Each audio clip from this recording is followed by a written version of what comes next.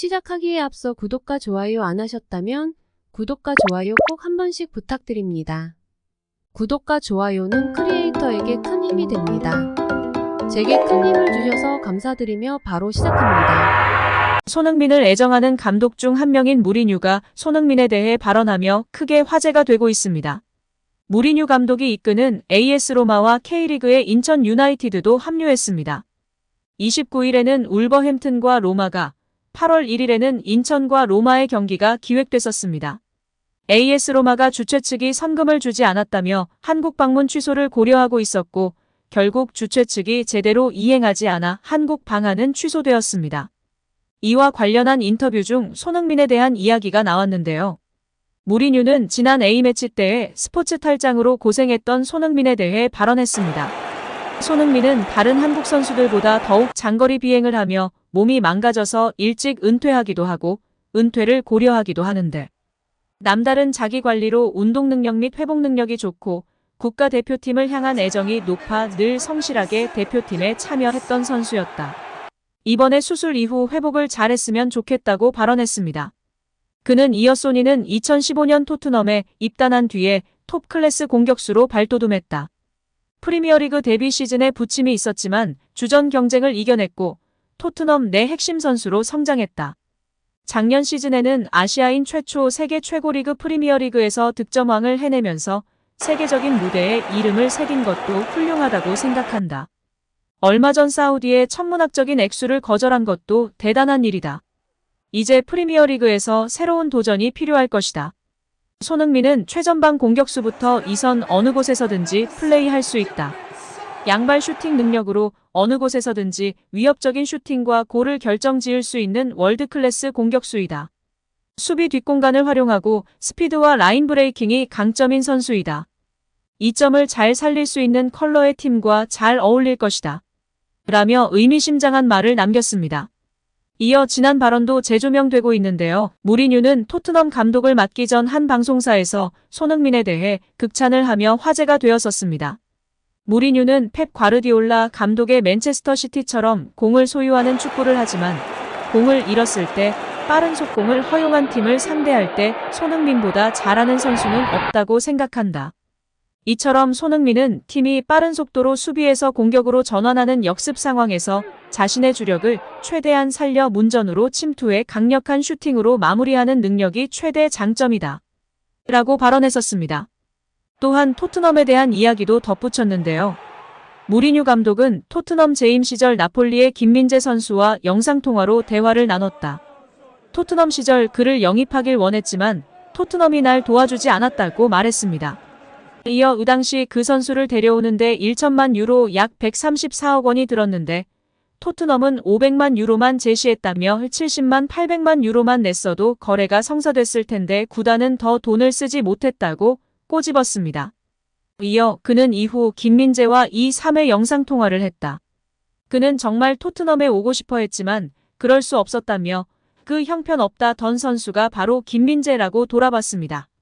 당시 토트넘이 무리뉴 감독의 안목을 믿지 않고 김민재를 평가절하한 탓에 영입에 적극적이지 않았던 것으로 추측되는 대목입니다.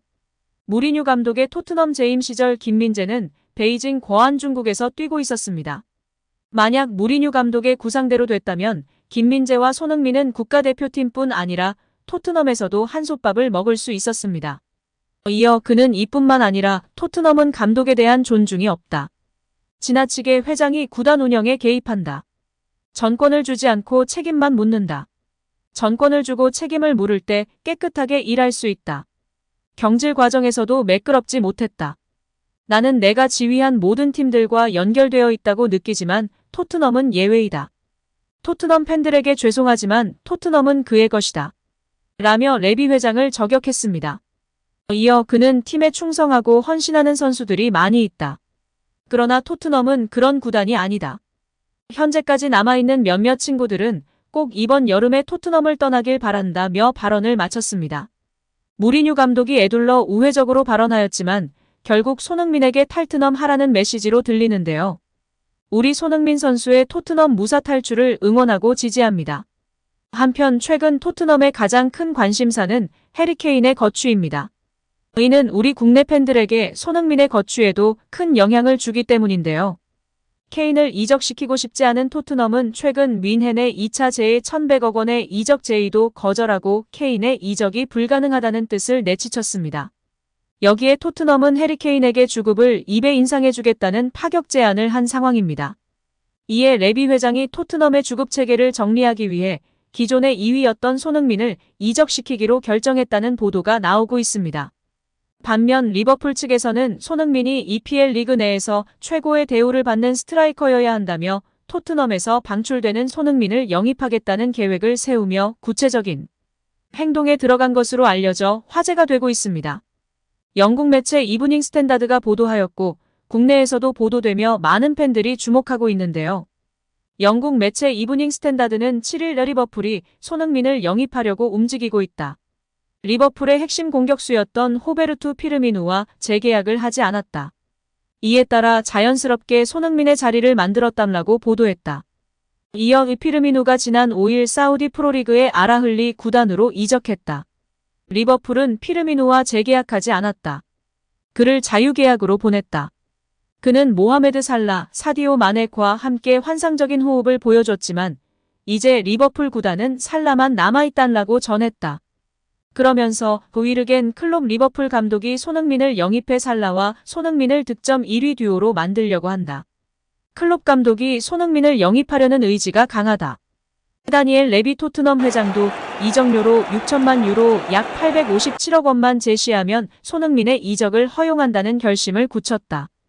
이미 리버풀은 그의 이적료로 6천만 유로 준비를 끝마쳤다. 이제 손흥민의 선택만 남았담라고 말했습니다. 여기에 토트넘이 해리 케인의 주급을 파격적인 수준으로 인상할 계획을 세우며 큰 관심을 받고 있습니다. 계약이 1년 남은 상황에서 바이에른 뮌헨 등 다른 팀 이적을 막기 위해 꺼내든 최후의 수단으로 평가받고 있습니다. 오랫동안 고수해온 주급체계 상한선이 깨지면 다른 선수들에게도 고스란히 영향을 끼칠 수 있는데요. 토트넘 내 주급 2위 손흥민도 마찬가지입니다. 영국 텔레그래프는 11일 케인이 토트넘에 남는다면 주급이 파격적으로 오를 전망이다. 토트넘은 케인의 주급을 40만 파운드 약 6억 7천만 원까지 인상할 준비가 돼 있다고 전했습니다. 카폴로지에 따르면 케인의 현재 주급은 20만 파운드 약 3억 4천만 원다. 만약 토트넘과 계약 연장에 합의하면 연봉이 200껑충 뛰는 셈입니다. 케인은 지난 2018년 당시 6년 장기 재계약을 체결할 당시에도 주급이 2배 뛰었습니다. 그 전까지 케인의 주급은 10만 파운드 약 1억 7,500만 원에 불과했는데요. 케인의 기량과 팀 내 상징성을 고려할 때 케인의 주급인 20만 파운드는 자연스레 토트넘의 주급 상한선이 됐습니다. 손흥민은 2년 전 토트넘과 계약을 연장하면서 14만 파운드 약 2억 4천만 원에서 19만 파운드 약 3억 2천만 원로 주급이 올랐지만 케인에는 미치지 못했습니다. 현재 팀 내 주급 2위입니다. 케인이 세 차례나 잉글랜드 프리미어리그 득점왕에 오르는 등 꾸준히 EPL 최고의 공격수로 활약해왔지만 토트넘 구단 특성상 선수들의 주급에는 인색한 편이었습니다.